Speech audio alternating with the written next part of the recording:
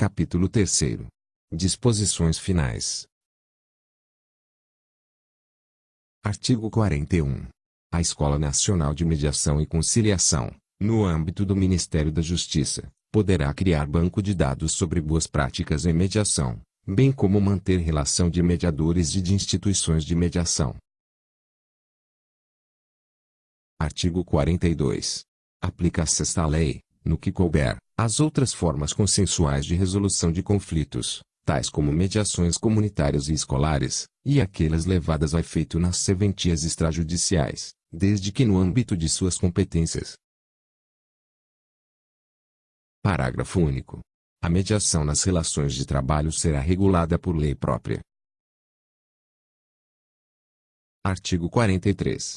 Os órgãos e entidades da administração pública poderão criar câmaras para a resolução de conflitos entre particulares, que versem sobre atividades por eles reguladas ou supervisionadas. Artigo 44. Os artigos 1º e 2º da Lei nº 9.469, de 10 de julho de 1997, passam a vigorar com a seguinte redação. Artigo 1º. O advogado-geral da União, diretamente ou mediante delegação, e os dirigentes máximos das empresas públicas federais, em conjunto com o dirigente estatutário da área afeta ao assunto, poderão autorizar a realização de acordos ou transações para prevenir ou terminar litígios, inclusive os judiciais. Parágrafo 1º. Poderão ser criadas câmaras especializadas, compostas por servidores públicos ou empregados públicos e efetivos, com o objetivo de analisar e formular propostas de acordos ou transações. Parágrafo 3º. Regulamento disporá sobre a forma de composição das câmaras de que trata o parágrafo 1º, que deverão ter como integrante pelo menos um membro efetivo da Advocacia Geral da União ou, no caso das empresas públicas, um assistente jurídico ou ocupante de função equivalente. Parágrafo 4º.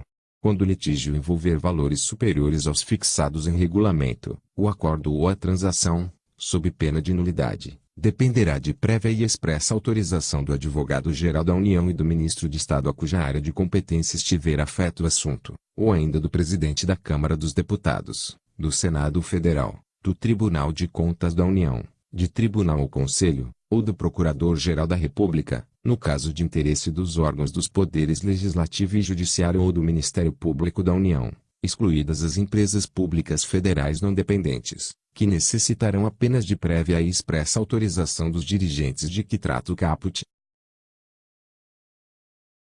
Parágrafo 5º. Na transação ou acordo celebrado diretamente pela parte ou por intermédio de procurador para extinguir ou encerrar processo judicial, inclusive os casos de extensão administrativa de pagamentos postulados em juízo, as partes poderão definir a responsabilidade de cada uma pelo pagamento dos honorários dos respectivos advogados. Artigo 2º.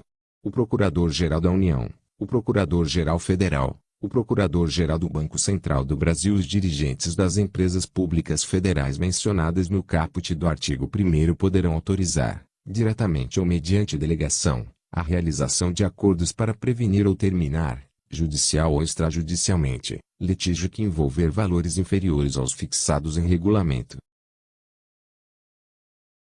Parágrafo 1º. No caso das empresas públicas federais, a delegação é restrita a órgão colegiado formalmente constituído, composto por pelo menos um dirigente estatutário. Parágrafo 2º. O acordo de que trata o caput poderá consistir no pagamento do débito em parcelas mensais e sucessivas, até o limite máximo de 60. Parágrafo 3º. O valor de cada prestação mensal, por ocasião do pagamento, será acrescido de juros equivalentes à taxa referencial do Sistema Especial de Liquidação e de Custódia, Selic para títulos federais, acumulada mensalmente, calculados a partir do mês subsequente ao da consolidação até o mês anterior ao do pagamento e de 1% relativamente ao mês em que o pagamento estiver sendo efetuado. Parágrafo 4º. Inadimplida qualquer parcela, após a 30 dias, instaurar-se-á o processo de execução ou nele prosseguir-se-á, pelo saldo,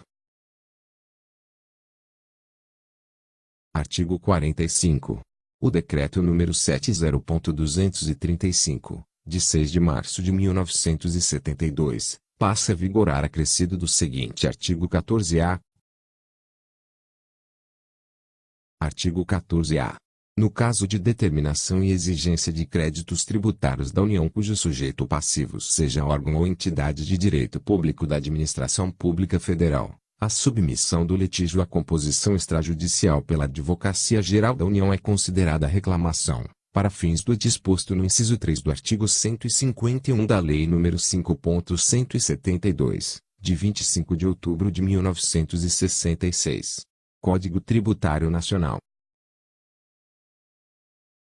Artigo 46.